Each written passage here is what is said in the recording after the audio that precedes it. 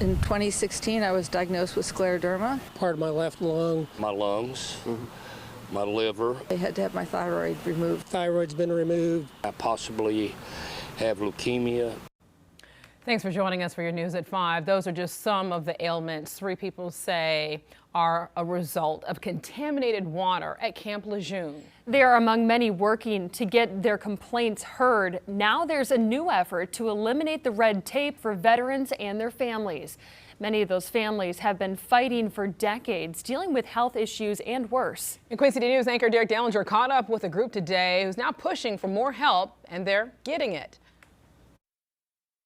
The claims associated with Camp Lejeune water contamination now total over 500,000. That's a number that for many people is kind of hard to fathom, but for those that are affected, it is much more than a number. They gave their time, some gave their all, but left behind are still a lot of questions about something that for decades was an unknown enemy in the water at Camp Lejeune. Those that lived and worked at the base between 1953 and 1987 were exposed to dry cleaning chemicals and gas, and it all leaked into their water.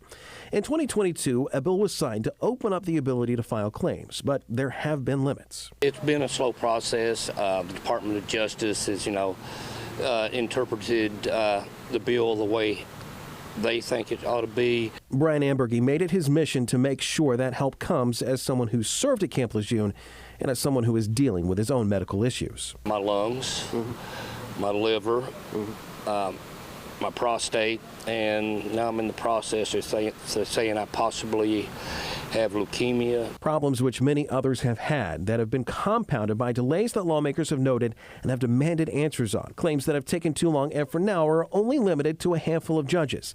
There's legislation now that would change that. My husband and I were both lived on quarters at Camp Lejeune. Potentially giving those like Lori Mayo and Clint Presley, both of whom have medical issues themselves, a chance for justice. People have been waiting for a long time for anything to happen. Yeah, they just need to be held accountable and not do this to future generations. It's legislation that is right now making its way through Congress with also some help from the Senate. Ambergy told us of progress in speaking with Senator Tom Tillis about this issue.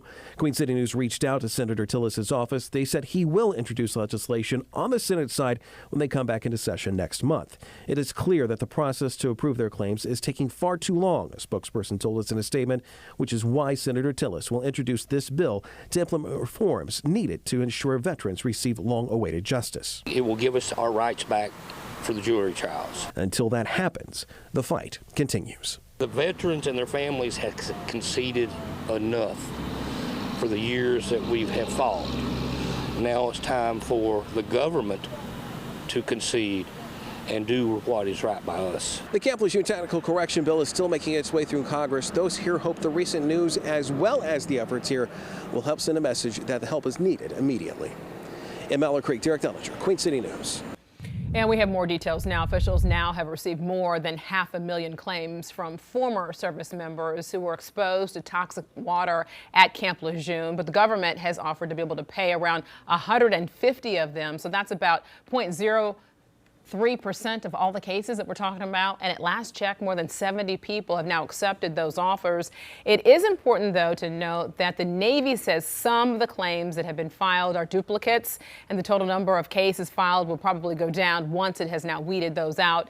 So you may remember that in 2022, President Biden signed into law the Camp Lejeune Justice Act that promised to address the issues. The trials surrounding the cases are expected to start next year.